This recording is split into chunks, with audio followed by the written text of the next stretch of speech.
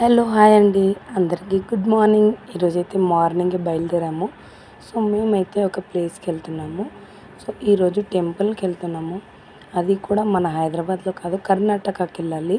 So పిల్లల్ని అయితే ఈ సమ్మర్లో తీసుకెళ్ళలేము కదా బయటికి. సో వాళ్ళనైతే స్నానం చేయకుండానే మమ్మీ వాళ్ళ ఇంట్లో డ్రాప్ చేసేసి నేను మా హస్బెండ్ అయితే వెళ్తాము. సో మమ్మీ వాళ్ళ ఇల్లు వచ్చేసింది. పాప అయితే తన బ్యాగ్ తను తీసుకుని వెళ్ళిపోతూ ఉంది. ఇంకా నేను అక్కడికి వెళ్ళి మా సిస్టర్ బ్లూటూత్ తీసుకొని వచ్చాను. పిల్లలైతే అసలు ఏడవకుండా బాయ్ అని మంచిగా చెప్పారు. అండ్ అక్కడ నుంచి నీలఫర్ క్యాఫ్కి వెళ్ళేసి అయితే టీ తాగలేదు, కానీ అక్కడ ఫైన్ బిస్కెట్ హార్ట్ది అది చాలా బాగుంటుంది.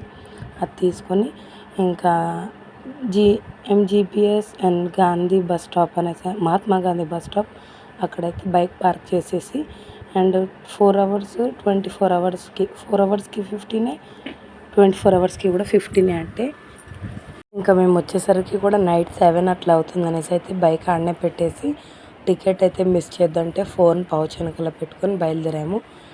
అండ్ అక్కడ స్టేషన్లో చూస్తే బస్ డిపోలో చాలా లోడ్ వెళ్తుందండి. అసలు ఇలా కొరియర్స్ ఎలా చేస్తారో కూడా ఐడియా లేదు. అండ్ అక్కడ వెళ్ళగానే మాకు 7 o'clock వరకు అయితే బస్సు వచ్చేసింది అండ్ ఫ్రీగా సీట్ అయితే దొరికింది. మెయిన్గా మనకు కర్ణాటక బస్సెస్ కూడా వెళ్తాయి అక్కడ సైడ్, కాకపోతే అది గర్ల్స్కి కూడా టికెట్ అనమాట. అయితే మన బస్సు ఆర్టీసీ బస్సు మనది వస్తుంది, కాకపోతే టైం పడుతుంది. సో కరెక్ట్గా వెళ్ళినందుకు కరెక్ట్ టైంకి అయితే దొరికింది. యాక్చువల్గా మళ్ళీ ఇక్కడ బ్రేక్ఫాస్ట్ ఫైన్ బిస్కెట్ తింటున్నాను. ఇది కాకుండా పులిహోర కూడా తీసుకున్నాను నేను, కాకపోతే అది నైట్ రైస్ మిగిలిపోతే దాన్ని పులిహోర చేసి వేడి కూడా చేశాను. ఈ ఎండకైతే ఉండలేదు అండ్ ఆ బస్సు కూడా ఎక్కడ ఆగలేదన్నమాట. ఒక 10 minutes ఏమో ఆగింది, కాకపోతే నేను పడుకున్నాను. ఇంకా మళ్ళీ అక్కడ నుంచి దిగే వరకు మాకు 11 o'clock అయ్యింది. అండ్ ఇమీడియట్గా ఆటో పట్టుకొని అయితే వెళ్తున్నాము. ఇక్కడ కొద్దిసేపు మా హస్బెండ్ నా చున్నీతో ఆడుకున్నాడు. కొద్దిసేపు ఇయ్యనంటే పిల్లలకు తుడవడమే ఎక్కువగానంటే మళ్ళీ వీళ్ళు కూడా నా అన్నట్టు ఒక ఎక్స్ప్రెషన్ అండ్ అంటేనేమో నవ్వుతున్నాడు. అయితే ఏమైంది అనేసి కర్చీఫ్ మిస్క్యారేజ్ అయిపోయింది, తీసుకున్నాడు, కాకపోతే అది బస్సులోనే మర్చిపోయాడు.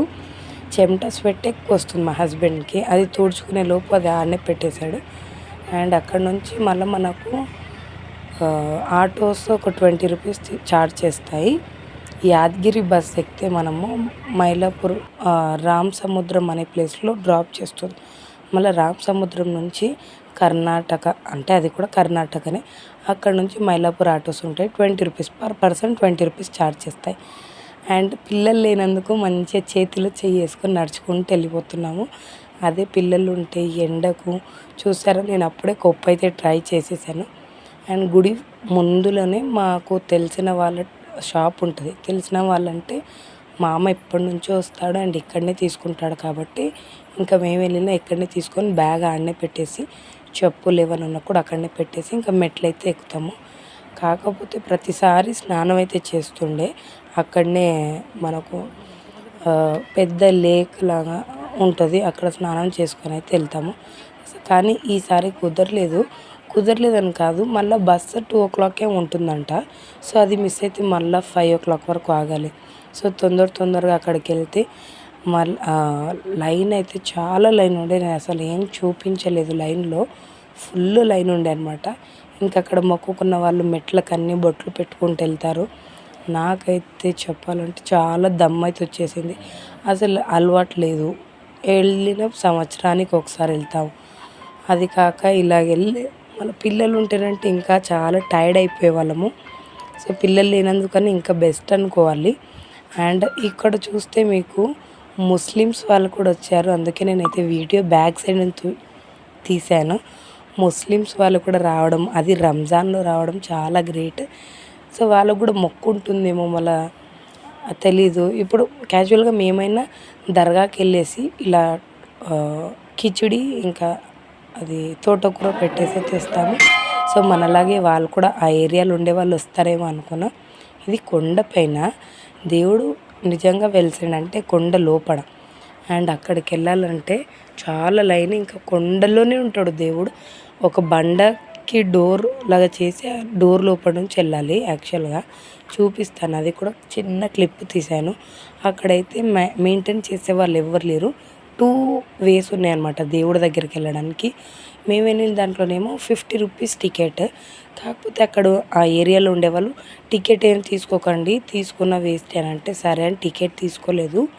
చాలా చాలా అంటే చాలామంది మీరు చూస్తున్నట్టయితే కొండ కిందనే దేవుడు చూస్తున్నారా స్టోన్ని కొండని. సో ఈ దేవుడి కోసం అయితే అంత దూరం నుంచి కష్టపడొచ్చాము. అండ్ అక్కడ కొద్దిసేపు కూడా కాదండి, ప్రతి దేవాలయంలో కూడా ఎంతో కష్టపడి నించుంటే కనులారా ఒక్క నిమిషం కూడా చూడనివ్వరు.